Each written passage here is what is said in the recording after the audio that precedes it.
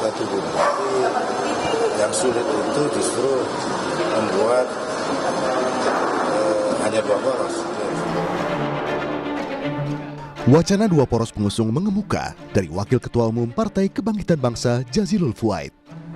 Partai Kebangkitan Bangsa menilai pernyataan ini keluar karena PKB melihat jika baca pres Prabowo Subianto dan baca pres Ganjar Pranowo belum juga memiliki bakal calon wakil presiden. Padahal waktu pendaftaran pencapresan semakin dekat. Tujuan dari KPU rencana yang akan memajukan pendaftaran Pilpres yang direncanakan tanggal 10 November, artinya kan tinggal waktu sekitar 20 hari. Nah, Mas Jazil melihat waktu sisa 20 hari, Mas Hasto belum memutuskan, terus kemudian poros Indonesia Maju juga belum memutuskan. Jangan-jangan ini ada opsi untuk menggabungkan ini. Jadi menggabungkan antara Mas Hasto mengambil Pak Prabowo sebagai wapresnya Mas Ganjar dan seterusnya. Sekjen PDI Perjuangan Hasto Kristianto menyebut kemungkinan akrobat politik masih bisa terjadi hingga pendaftaran pencapresan. Hasto juga menutup kemungkinan soal wacana bergabungnya poros Ganjar dan Prabowo bergabung menjadi satu dalam Pilpres 2024. Prabowo sama Pak Prabowo dan juga Mas Ganjar. Kalau sebagai kemungkinan politik, the art of possibilities. Jadi dimungkinkan selama partai-partai politik membangun kesadaran. Karena dari Pak Aryo Bimo misalnya, dia juga menjadi saksi betapa tidak mudah negosiasi untuk melakukan kerjasama dengan partai politik pada putaran kedua. Hingga saat ini, baru pasangan Anies Baswedan dan Muhaimin Iskandar yang mendeklarasikan sebagai pasangan bakal calon presiden dan bakal calon wakil presiden. Sementara baca pres Ganjar Pranowo dan Prabowo Subianto belum mendeklarasikan pasangan bakal cawapresnya. Tim Liputan Kompas TV. PKB menyebut ada wacana 2 poros saja dalam Pilpres 2024 dan ada kemungkinan menggabungkan Ganjar dan Prabowo. Jika benar hanya ada 2 poros dalam Pilpres nanti, lantas apa untung dan rugi dari skema 2 poros politik di Pilpres nanti? Bagaimana parpol mempertimbangkan keragaman pilihan bagi masyarakat? Kita diskusikan hal ini bersama para narasumber. Bergabung saat ini anggota DPR fraksi PDI Perjuangan Arya Biba, kemudian Ketua DPP Nasdem Effendi Khoiri dan Direktur Eksekutif Lingkar Madani Rai Rangkuti. Selamat sore semuanya, apa kabar? Selamat sore, Mas. Terima kasih semuanya sudah bergabung bersama kami. Tadi sebelum kita diskusi, Mas Bimo, kita sudah diskusi juga ya bahwa segala hal bisa jadi mungkin saja terjadi dalam politik. Tapi kalau merujuk dari pernyataan PKB bahwa akan ada kemungkinan Ganjar digabungkan dengan Prabowo, melihat dinamika komunikasi politik yang terus terjalin saat ini dari PDI Perjuangan, itu mungkin atau tidak? Ada 2 hal tadi ya. Yang pertama terkait dengan 2 poros atau 2 pasangan.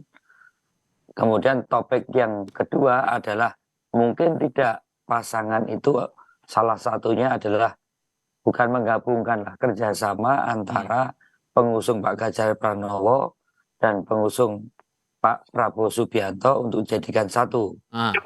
Bisa Pak Prabowo dengan Ganjar atau Pak Ganjar dengan Pak Prabowo. Ya, ada 2 hal itu. Yang pertama saya jawab tentang 2 poros ini lebih dan kurangnya apa, untung dan ruginya apa.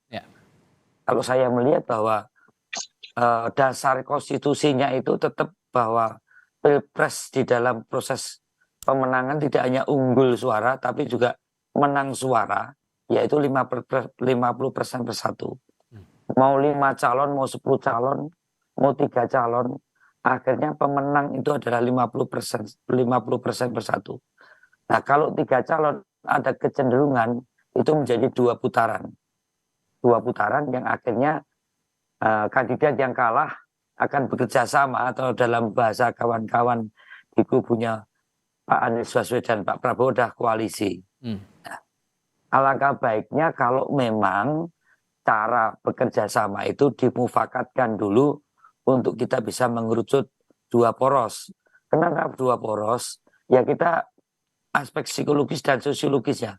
Kita ini 1 tahun penuh dari Februari sampai November itu kita melakukan kerja politik atau event politik, apa momentum politik yang benar-benar menguras seluruh energi bangsa ini. Ya, sementara masih banyak hal yang harus kita kerjakan, belum ekses secara psikologis dan politis, kalau toh beberapa gesekan itu juga perlu menuju salah satu konsensus equilibrium yang baru. Jadi saya melihat kalau dari sisi anggaran jauh lebih besar, tapi kalau anggaran kan sebenarnya untuk demokrasi, untuk bangsa ini tetap bisa kita cari. Tapi 1 tahun penuh kita bicara politik, dan sebelumnya hampir 2 tahun, tahun 2023 ini pun kita hampir 7 bulan, 8 bulan dinamika wacana publik dengan berbagai kerja-kerja sosial, ekonomi, politik paling dominan adalah hal yang menyangkut masalah politik dari capres, cawapres, sampai juga pileg. Oke. Saya melihat bahwa kalau toh ada wacana 2, saya kira menjadi satu semacam pembelajaran pada publik untuk kita mempersandingkan bahwa toh akhirnya konstitusi kita juga mewacanakan hanya itu 50% per 1 itu pasti kecenderungan 2 calon dalam putaran kedua. Oke, kalau kemungkinan kerja sama Pak Ganjar dengan Pak Prabowo itu gimana? Memungkinkan tidak?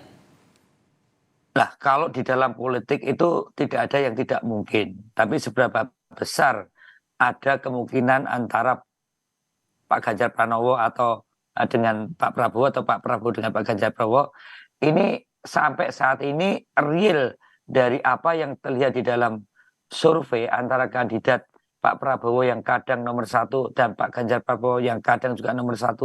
Itu adalah satu kalkulasi-kalkulasi yang sama-sama mempunyai kecenderungan untuk tetap pada posisi sebagai calon presiden. Tidak mungkin keduanya pada posisi calon wakil presiden. Ini yang sampai hari ini tidak dimungkinkan adanya kerjasama untuk misalnya Pak Ganjar Pranowo yang diusung oleh PDI Perjuangan, P3, Hanura dan Perindo untuk memposisikan Pak Ganjar Pranowo nomor 2. Juga sebaliknya Pak Prabowo dan partai pengusung juga tidak mungkin memungkinkan untuk masuk ke wakil presiden. Itu kondisi yang sebenarnya. Kalau di mata Nasdem nih Gus Coy, walaupun kemudian pernyataan itu yang disampaikan Pak Jazilul kepada wartawan di DPR adalah pernyataan pribadi, bukan mewakili partai. Tapi dengan munculnya kemungkinan atau prediksi dari beliau 2 poros saja muncul, itu menguntungkan posisi Nasdem nanti untuk usungan Pilpres atau justru merugikan? Pertama, wacana pribadi. Boleh aja berwacana. Wacana berapapun boleh aja, tapi real politiknya seperti apa? Kan kadang wacana tidak sesuai dengan real politik. Realnya sekarang adalah Nasdem telah berkoalisi dengan PKB dan PKS. Pasangannya Anies dan Caimin. Itu fakta, itu real politiknya. Jadi ini tinggal daftar. Tinggal daftar. Lalu untung ruginya seperti apa? Kalau dari perspektif demokrasi, maka rakyat semakin banyak pilihan semakin baik. Dalam perspektif anggaran tentu saja itu lebih banyak, mungkin lebih besar. Dalam perspektif lain-lain mungkin gemuruh gaduh, ya itu bagian dari resiko ya dalam sebuah demokrasi. Jadi tinggal kita melihatnya dari sisi mana. Nah, kecenderungannya Nasdem di posisi mana tuh? Nasdem tentu saja memilih rakyat harus punya banyak pilihan. Kalau memungkinkan bisa 4, kenapa tidak? Kalau mungkin lebih dari itu, cuma kan dari berbagai persyaratan kan tetap terbatas, ya kan harus 20%, begitu kan? Sehingga ketika terkumpul ya paling banyak ada 4. Tapi realitas sekarang untuk 4 itu kan sulit, nggak mungkin kan? Nah oleh karena itu yang ada ini menurut saya wacana-wacana liar boleh aja, tetapi yang ada ini yang 3 pilihan ini, inilah yang kemudian menjadi fokus kita. Lalu kemudian bagaimana demokrasi kompetisi ini betul-betul berbobot, betul-betul berkualitas. Nah kita ke arah sana. Oke, Bung Rey, dari aspek kepentingan publiknya, lalu kemudian perjalanan demokrasi kita, muncul dua atau wacana dua poros saja dalam Pilpres 2024 ini. Perspektif Anda bagaimana? Itu kan pernyataan Gus Jazilul ya. Saya kira beliau sedang meledek Ganjar dan Pak Prabowo sebetulnya. Bukan dimaksud serius itu. Tapi sedang meledek aja. Meledek loh, ini kok Ganjar sama Pak Prabowo belum juga diumumkan pasangannya gitu. Emang mau disatuin gitu. Jadi saya pikir itu bukan pikiran seriusnya Pak Jazilul ya. Itu yang pertama. Yang kedua, kalau mengandaikan kemudian Gerindra atau dalam ini Pak Prabowo bertemu dengan Ganjar dalam satu perahu saat ini, saya kira itu hal mustahil gitu ya kan. Udah sulit kalau sekarang ini gitu. Perspektifnya gimana? Saya membayangkan kalau dua poros itu artinya Caimin sama Anies Baswedan tiba-tiba menyatakan udahlah kita kayaknya nggak sanggup lagi, kita serahkanlah kepada Ganjar sama Prabowo yang maju, kira-kira begitulah. Kalau itu mungkin. Tapi kalau membayangkan Prabowo sama Ganjar bertemu dalam satu perahu, itu kansnya cuma 10%. Kalau itu mungkin gitu ya. Jadi oleh karena itu menurut saya udah sulit. Kecuali kalau ada selisih suara antara Pak Ganjar dengan Pak Prabowo itu minimal 7%. Jadi siapa di antara mereka yang paling tinggi aja yang calon presiden, sebaliknya yang di bawahnya itu ikut wakil presiden. Kenyataannya sekarang kan nggak ada sampai 7%.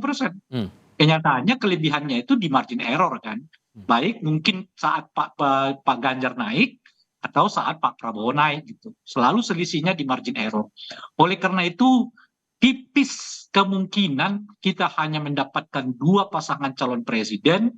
Kalau yang dibayangkan itu adalah Ganjar bertemu dengan Pak Prabowo dalam satu perahu. Saya kira itu hanya 10% kemungkinannya. 90% itu tidak mau. Nggak ada yang mau.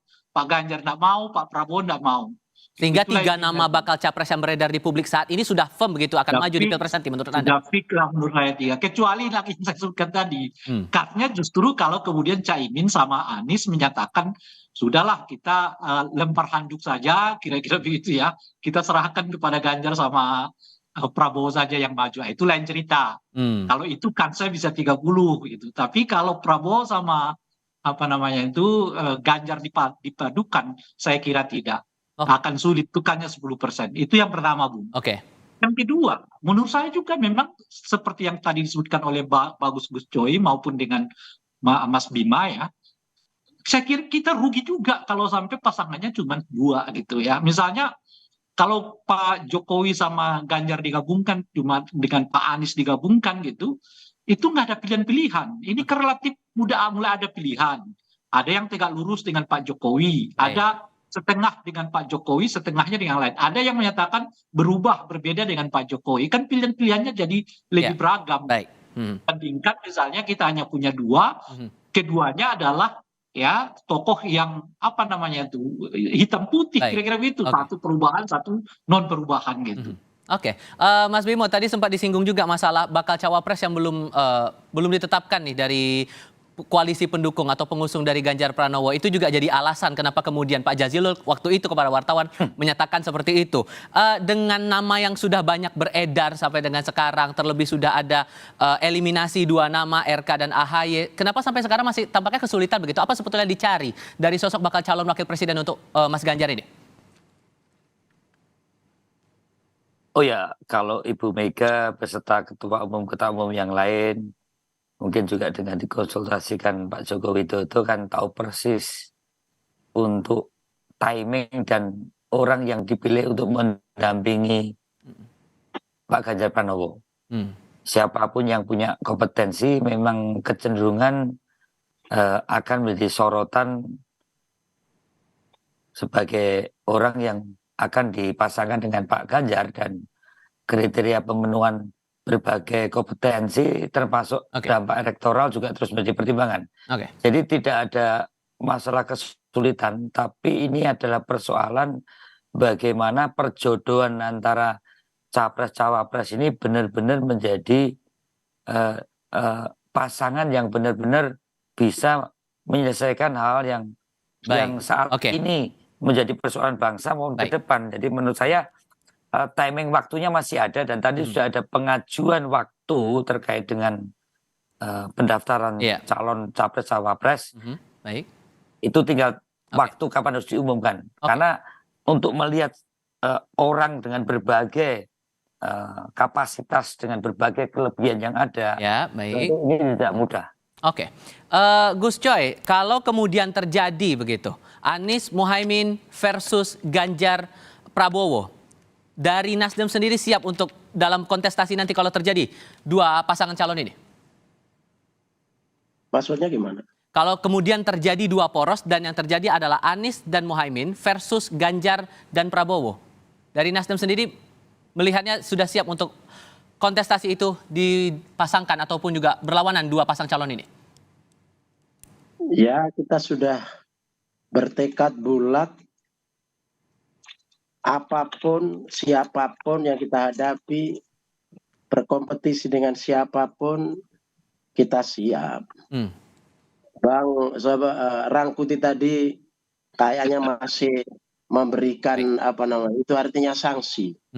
Nggak tahu kami dia. Ya, kami siap bulat untuk menghadapi siapapun. Dan kita begini, pikiran kita ini semua baik.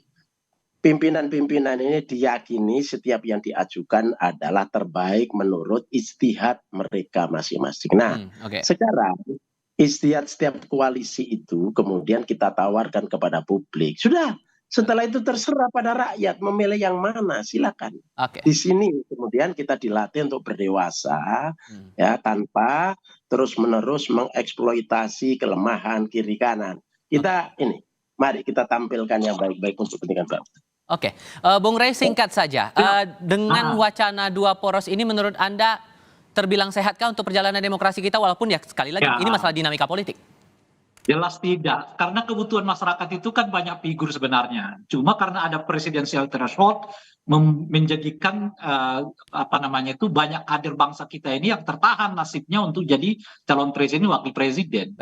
Kalau memungkinkan kita banyak dorong sebetulnya dengan salah satu cara adalah meminimalisasi kalau bisa menghilangkan presidensial threshold itu, sehingga banyak pilihan gitu loh, bukan hanya satu atau dua, bahkan bisa 4, bisa 5 gitu. Atau ujung-ujungnya nanti hanya satu yang dipilih kan. Apa yang membuat kita resah dengan banyak calon? Jadi saya kira ini udah bagus lah. Apalagi ya dengan 3 poros ini, dan saya kira udah nggak mungkin ada poros keempat dalam situasi begini gitu ya.